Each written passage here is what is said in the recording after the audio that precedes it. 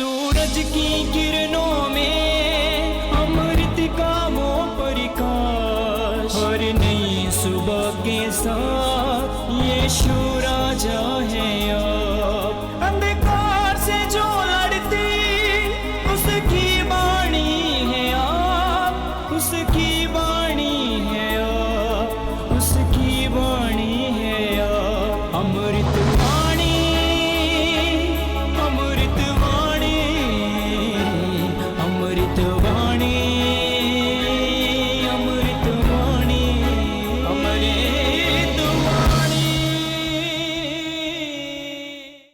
पहला पाठ तिमोथी के नाम संत पौलुस का पहला पत्र, अध्याय 2, पद संख्या 1 से 8 तक। मैं सबसे पहले यह अनुरोध करता हूँ कि सभी मनुष्यों के लिए, विशेष रूप से राजाओं तथा अधिकारियों के लिए, अनुनय विनय प्रार्थना, निवेदन तथा धन्यवाद अर्पित किया जाए, जिससे हम भक्ति तथा मर्यादा के साथ निर्विघ्न तथा शांत जीवन बिता सके।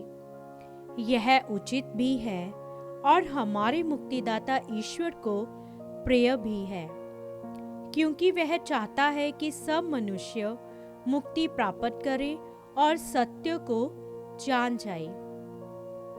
क्योंकि केवल एक ही ईश्वर है और ईश्वर तथा मनुष्यों के केवल एक ही मध्यस्थ है, अर्थात यीशु मसीह, जो स्वयं मनुष्य है और जिन्होंने सबों के उद्धार के लिए अपने को अर्पित किया है। उन्होंने उपयुक्त समय पर इसके संबंध में अपना अक्षय दिया है। मैं सच कहता हूँ, झूठ नहीं बोलता। मैं इसी का प्रचारक तथा प्रेरित गैर यहूदियों के लिए विश्वास तथा सत्य का उपदेशक नियुक्त हुआ हूँ। मैं चाहता हूँ कि सब जगह पुरुष बैर तथा विवाद छोड़कर श्रद्धा पूर्वक हाथ ऊपर उठाकर प्रार्थना करें। यह प्रभु की वाणी है। ईश्वर को धन्यवाद। भजन अनुवाक्य। धन्य है प्रभु, उसने मेरी प्रार्थना सुनी है। धन्य है प्रभु, उसने मेरी प्रार्थना सुनी है। मैं तेरी दुहाई देता हूँ। तेरे पवित्र मंदिर की ओर अभिमुख होकर मैं हाथ जोड़कर यह निवेदन करता हूँ, हे प्रभु, मेरी प्रार्थना सुन। अनुवाक्य। धन्य है प्रभु, उसने मेरी प्रार्थना सुनी है। प्रभु मेरा बल है और मेरी ढाल, मेरा हृदय उस पर भरोसा रखता है। मुझे सहायता मिली है, मेरा हृदय आनंदित है और मैं गाते हुए उसकी स्तुति करता हूँ। अनुवाक्य। धन्य है प्रभु, उसने मेरी प्रार्थना सुनी है। प्रभु अपनी प्रजा को बल देता और अपने अभिषिक्त की रक्षा करता है। अपनी प्रजा की रक्षा कर, उसे आशीर्वाद दे। उसका चरवाहा बन जा, उसे सदा संभालने की कृपा कर। अनुवाक्य। धन्य है प्रभु, उसने मेरी प्रार्थना सुनी है। जय घोष। ईश्वर ने संसार को इतना प्यार किया कि उसने उसके लिए अपने इकलौते पुत्र को अर्पित कर दिया, जिससे जो कोई उसमें विश्वास करे वह अनंत जीवन प्राप्त करे। हालेलुया। संत यूहन्ना के अनुसार पवित्र सुसमाचार, अध्याय 8, पद संख्या 31 से 42 तक। जिन यहूदियों ने उनमें विश्वास किया, उनसे यीशु ने कहा, यदि तुम मेरी शिक्षा पर दृढ़ रहोगे तो सचमुच मेरे शिष्य सिद्ध होंगे।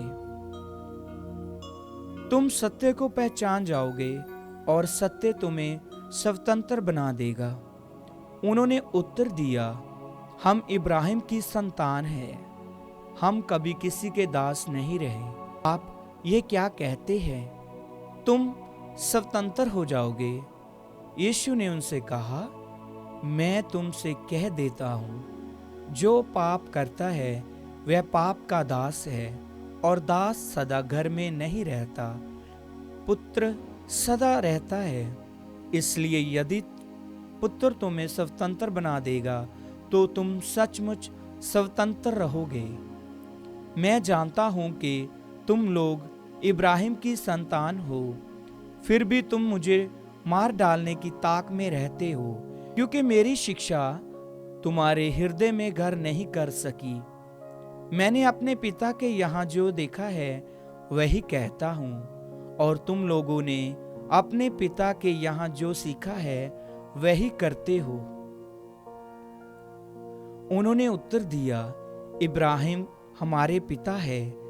इस पर यीशु ने उनसे कहा, यदि तुम इब्राहिम की संतान हो तो इब्राहिम जैसा आचरण करो।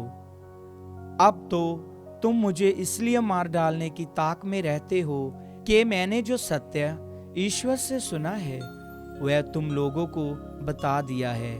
ये इब्राहिम जैसा आचरण नहीं है। तुम लोग तो अपने ही पिता जैसा आचरण करते हो। उन्होंने यीशु से कहा, हम व्यभिचार से पैदा नहीं हुए हैं, हमारा एक ही पिता है और वह ईश्वर है। यीशु ने यहूदियों से कहा, यदि ईश्वर तुम्हारा पिता होता तो तुम मुझे प्यार करते, क्योंकि मैं ईश्वर से उत्पन्न हुआ हूँ और उनके यहाँ से आया हूँ। मैं अपनी इच्छा से नहीं आया हूँ, उसी ने मुझे भेजा है। प्रभु का सुसमाचार। ख्रिस्त की जय।